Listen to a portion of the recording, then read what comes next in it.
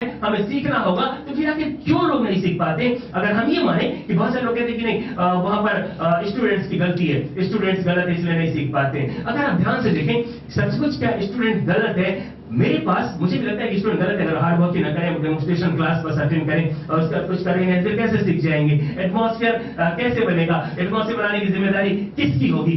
अगर आप ध्यान से देखें तो सच है खेल और स्टडी दो ऐसे पार्ट है लाइफ की जहां पर खिलाड़ी को और स्टूडेंट को वर्क करना ही पड़ेगा। सचिन का गुरु कितना भी अच्छा हो, कितना भी स्ट्रांग हो, लेकिन जब 24 घंटे प्रैक्टिस करने की बारी आएगी तो धूप में सचिन को प्रैक्टिस करना होगा, न कि रमाकांत आचरेकर को। रमाकांत आचरेकर आएगा 2 मिनट 4 मिनट 1 घंटे वो धूप में खड़ा रहेगा, उसके बाद बारी होगी सचिन की जिसे दिन भर प्रैक्टिस करना होगा।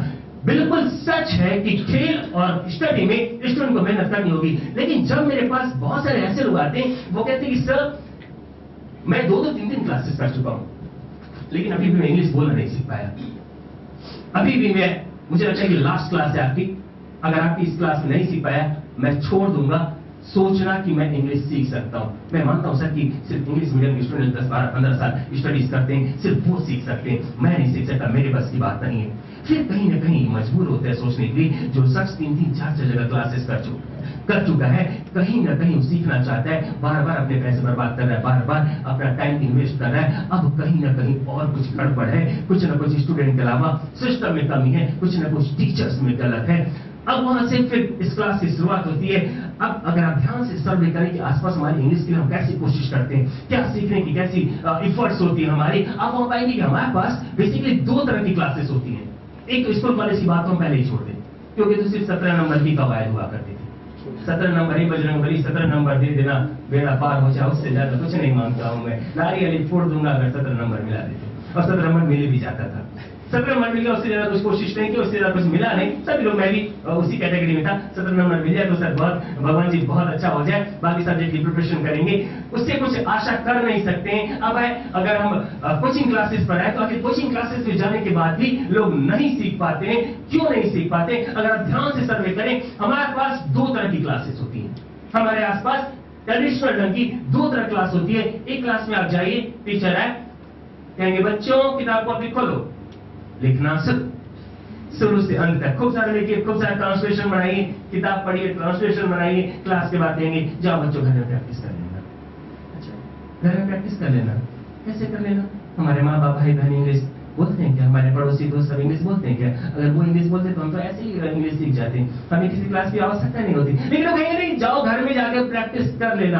घर में प्रैक्टिस करना पॉसिबल नहीं है, क्योंकि हमारे माँ बाप भाई बहन दोस्त पड़ोसी इंग्लिश नहीं बोलते, वो सिस्टम फ्लॉप होता है। लिख रहे थे आप, लिखने से आपकी राइटिंग एबिलिटी इंप्रूव हो सकती है, न कि स्पीकिंग एबिलिटी। अभी भी आप सबकी राइटिंग एबिलिटी ज्यादा इंप्रूव है बशर्ते कि स्पीकिंग एबिलिटी की। यदि मैं कह दूं कि आप इस रायपुर के बारे में लिखो, आप बहुत सारा लिख लेंगे, लेकिन शायद उसे बोल नहीं पाएंगे, क्योंकि अब तक हमने लिखने की प्रैक्टिस की है, लिखना सीख गए, बोलने की प्रैक्टिस नहीं की हमने, हम बोलना नहीं सीख पाए। वो क्लास फ्लॉप होती थी जहां पर आप खूब सारा लिखते थे, सुबह शाम तक बस लिखते रहते थे, बोलना नहीं आता था, क्लास फ्लॉप हुई। एक और क्लास होगी, अब उस क्लास में जाते ही बड़ी मजेदार क्लास होगी, लेक्चर बेस्ड क्लास होगी, टीचर आएंगे, खूब सारा लेक्चर झाड़ेंगे, मजेदार होगा, शेर व शायरी, गाना बजाना, सब कुछ बहुत ही मजेदार लगेगा कि हम इंग्लिश सीखने लगे, क्योंकि समझ आने लगेगा, अंडरस्टैंडिंग धीरे धीरे जैसे जैसे बोलने लगेंगे समझ आने लगेगा हमें, और 3 महीने बाद लेकिन पता चलेगा कि फिर से लोग कर गए, फिर से चीट हो गए।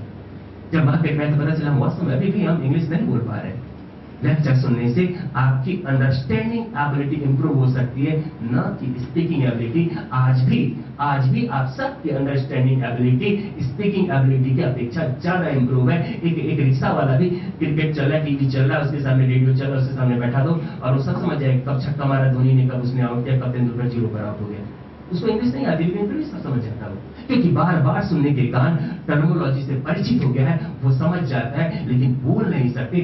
उस क्लास में भी वहां पर लेक्चर हुआ, बहुत मजा आया, टीचर्स खूब बोले, लेकिन उसके बाद सब कुछ खत्म हो गया। उसके बाद उन्होंने कहा जाओ घर में प्रैक्टिस करना, घर में प्रैक्टिस करना पॉसिबल नहीं था, फिर से वो क्लास फ्लॉप हुई, हम वहां पर भी नहीं सीख पाए। जरूरी होगा कि हम उन दोनों क्लास से नहीं सीख सकते, फिर आप एक सारी दूसरा क्लास चलते, फिर दोनों में नहीं सीख सकते, फिर सीखेंगे कैसे?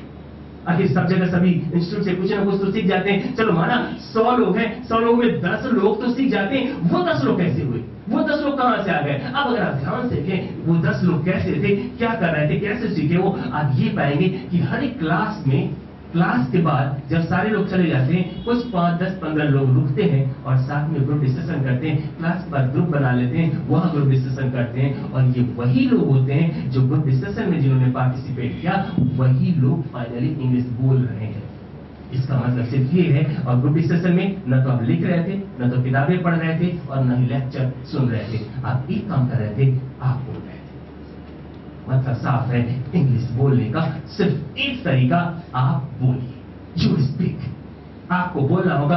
यदि आप इंग्लिश बोलना चाहते हैं, आपको ही बोलना होगा। लिखने से आप इंग्लिश बोलना नहीं सीख सकते, पढ़ने से इंग्लिश बोलना नहीं सीख सकते, लेक्चर सुनने से नहीं सीख सकते। हाँ, आज आपकी थोड़ी मजबूरी है, आज आपको लेक्चर सुनना पड़ेगा, मुझे बर्दाश्त करना पड़ेगा, मेरे पास और कोई चारा नहीं है, इसे कि आज मैं ना दूं। लेकिन आई कैन प्रॉमिस कि जैसे कल से क्लास शुरू होगी, कल से मैं रियल क्लास शुरू होगी, वहां से मैं जितना बोलूंगा उससे ज्यादा आप बोलेंगे। और आज 2 घंटे मैं बोल रहा हूं, और जिस दिन हमारा अंतिम दिन होगा 2 घंटे आप बोलेंगे, आप स्टेज पर होंगे, मैं वहां पर नीचे कहीं बेंच पर बैठा होऊंगा। और जिस दिन आप यहाँ पर आ जाएंगे 2 घंटे के लिए, उस दिन हमारी क्लास कंप्लीट हो चुकी होगी। तो यहाँ पर जैसे हम आगे बढ़ेंगे, उसका मतलब होगा कि आपको बोलना होगा। इंग्लिश सीखने का एक ही तरीका होगा कि आप बोलिए, वो ग्रुप डिस्कशन ही। और जब वो सिद्धांत निकलता है, फिर इस इंस्टीट्यूट की फाउंडेशन पड़ती है कि इंग्लिश बोलने का सिर्फ एक तरीका, वो है आप बोलिए। और उस ग्रुप डिस्कशन सिस्टम को बेस रखकर सारा का सारा राउंड डिजाइन किया गया है। इस क्लास में हम शुरू करते जैसे जैसे राउंड आगे बढ़ते हैं, अलग अलग पोटेंशियल फिर हम डेवलप करने लगते हैं। शुरुआत कल से जैसे हम करेंगे, फ्रेम स्पीच ऑर्गन्स पर हम वर्क करना शुरू करेंगे। जैसे सामान्य लैंग्वेज में हम कहें जबान तोड़ना, हम जबान तोड़ने से शुरुआत करेंगे। अलग माहौल होगा, अलग एटमॉस्फेयर होगा। कल से आप शायद किसी अलग दुनिया में जाएंगे, जो है जहां है सब वहीं रुक जाएगा। आप कौन है, कहां है, क्या करते हैं, कुछ भी आपको याद नहीं रहेगा। उसके बाद सिर्फ मैं हूं, आप है, मैं जो कहता हूं बस आप वही है। मैंने कहा पागल है तो है, अब मैंने कहा 5 साल के बच्चे हैं तो है। जैसे भी होगा, आप बिल्कुल अलग से एक दुनिया में पहुंचने जा रहे हैं। उस फ्री स्पीच ऑर्गन्स के साथ एक खास चीज हम करेंगे कल से। आपके अंदर जो नॉलेज है, हम उसे बाहर लाने की कोशिश करेंगे। एक खास डिफरेंट होगा बाकी एजुकेशनल इंस्टीट्यूट में और यहाँ पर बाकी सारी जगह आपके अंदर बहुत सारी बाहर से नॉलेज इनपुट की जाती है, डाली जाती है। यहाँ पर हम नॉलेज इनपुट नहीं करेंगे बहुत ज्यादा, बल्कि मेरी कोशिश होगी आपके अंदर जो है उसे मैं बाहर निकालूं। बहुत कचरा भरा है आपके अंदर, अभी भी खूब सारा सीख लिया। हाँ, 6वीं क्लास से तो पढ़ रहे हैं इंग्लिश, कितना सारा लिखा है, एग्जाम में मार्क्स में नंबर भी है, लेकिन वो सब कचरा, कुछ भी यूज नहीं है उसका कुछ मतलब नहीं है। मेरी कोशिश आपके अंदर बहुत ज्यादा डालने की नहीं होगी, बल्कि आपके अंदर जो है मैं उसे निकालने की कोशिश करूंगा। याद रखिए, नॉलेज होने से सब कुछ नहीं होगा। मैं जानता हूं आपको बहुत सारी नॉलेज अभी भी आपके मन में चल रहा होगा, सर बकवास बंद करो, हम सब जानते हैं। बहुत सारे लोगों के मन में चल रहा होगा। नॉलेज होना इट्स नॉट इंपॉर्टेंट। कहा जाता है knowledge is power, but knowledge is not power.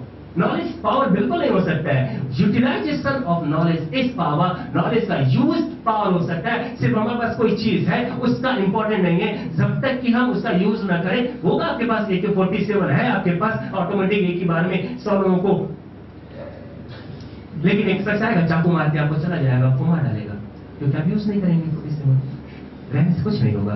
जरूरी है उसका यूज करें। खूब सारी नॉलेज हम आप पास इकट्ठी कर चुके हैं, खूब सारा कचरा हम अपने अंदर डाल चुके हैं। अब आवश्यकता है उसे निकालने की और उन सबका यूज करने की। किसको नॉलेज नहीं कि हेल्थ बहुत जरूरी है, लेकिन फिर भी कितने लोग हेल्थ का वर्क करते हैं? किसको नॉलेज नहीं जो शराबी देखकर सिगरेट पीते, स्मोक करते हैं? क्या किसी को पता नहीं? कोई ऐसा शख्स है जो शराब पीता हो कहता हो और बोले कि शराब पीना हार्मफुल नहीं? क्या ऐसा सिर्फ देखा है जो सिगरेट पीता हो, क्या उसको पता ना होगा सिगरेट पीने से कैंसर होता है? नॉलेज है बट टेक एंड यूज, और जब उसका यूज नहीं कर सकते कुछ मतलब नहीं। उसका यूज करना जरूरी होगा। एक शख्स जो पढ़ना जानता है लेकिन पेपर नहीं पढ़ता है, और दूसरा शख्स जो पढ़ना जानता ही नहीं इसलिए पेपर नहीं पढ़ता है। पहला शख्स जानता है नहीं पढ़ता है, दूसरा शख्स जानता है नहीं पढ़ता है। दोनों का आउटपुट एक ही है, अनपढ़ और पढ़ा आदमी एक ही है, दोनों न्यूज़पेपर नहीं पढ़ते हैं। सिर्फ नॉलेज होने से काम नहीं चलेगा, नॉलेज का यूज करना। और हम यहाँ पर कल से वो कोशिश करेंगे कि हमारे अंदर जितनी नॉलेज है हम उसे निकालने की कोशिश करें। खूब सारा चीजें पढ़ी है आपने, जो कुछ देखा है। मेमोरी का सिस्टम कहता है कि जो कुछ आपने पढ़ा है 6वीं क्लास से अब तक, जो कुछ भी देखा सुना पढ़ा है, सारी चीजें आपके ब्रेन में कहीं ना कहीं स्टोर है, कहीं ना कहीं है। हाँ, वो आपके अनकॉन्शियस ब्रेन में है, आप उसे भी रिकॉल नहीं कर सकते 6वीं में आपने क्या पढ़ा था। लेकिन यदि हम अपने ब्रेन को उस पार्ट को एक्टिव कर सके, हम उस सारी चीजों को रिकॉल कर सके। और अभी क्या मैं आपसे कहूं कि आपने 1 जनवरी 1980 को क्या खाया था? आपने ये सब पागल है क्या?